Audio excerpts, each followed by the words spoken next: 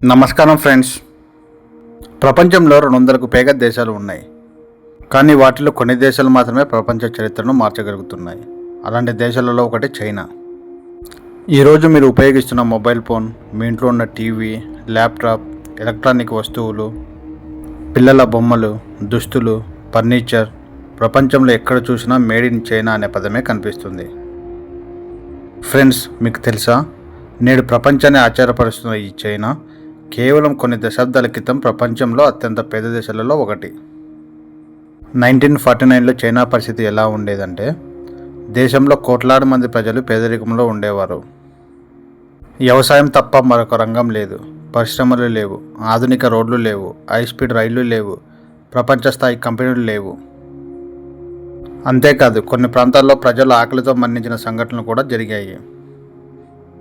అలాంటి దేశం నేడు అమెరికా తర్వాత ప్రపంచంలో 2వ అతిపెద్ద ఆర్థిక వ్యవస్థగా ఎలా మారింది?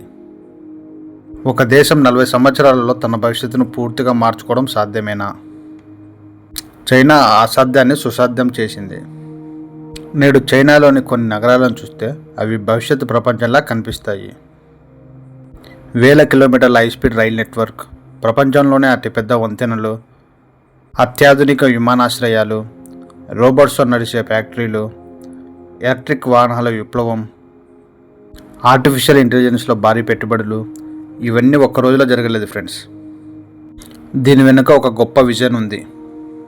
దీని వెనుక దశాబ్దాల ప్రణాళిక ఉంది. దీని వెనుక కోట్లాది మంది ప్రజల కష్టం, దీని వెనుక కోట్లాది మంది ప్రజల క్రమశిక్షణ ఉంది. ఫ్రెండ్స్, ప్రపంచంలోని చాలా దేశాలు ఎన్నికల నుంచి ఎన్నికల వరకు ఆలోచిస్తాయి. కానీ చైనా 20 సంవత్సరాలు, 30 సంవత్సరాలు, 50 సంవత్సరాల ముందుకు చూసి ప్రణాళికలు వేసింది.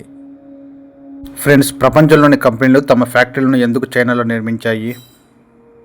ఎందుకు అమెరికా, యూరోప్ కంపెనీలు చైనాకు పరిగెత్తాయి? ఎందుకు ప్రపంచ తయారీ కేంద్రంగా చైనా తయారయ్యింది?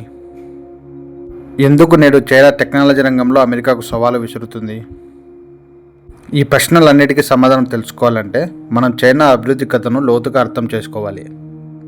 ఫ్రెండ్స్, ఈ సిరీస్ ఆఫ్ వీడియోస్లో మనం కేవలం చైనా చరిత్రను మాత్రమే కాదు, ఒక దేశం ఎలా అభివృద్ధి చెందుతుంది, ఎలా పేదరికం నుంచి సంపద వైపు ప్రయాణిస్తుంది, ఎలా ప్రపంచ శక్తిగా మారుతుంది అనే విషయాలను కూడా తెలుసుకోబోతున్నాం. అంతేకాదు, ఈ కథలో భారత్కు ఉపయోగపడే పాఠాలు ఏమిటి, మన యువత నేర్చుకోవాల్సిన విషయాలు ఏమిటి, వ్యాపారులు తెలుసుకోవాల్సిన సూత్రాలు ఏమిటి, వాటిని కూడా విశ్లేషిద్దాం.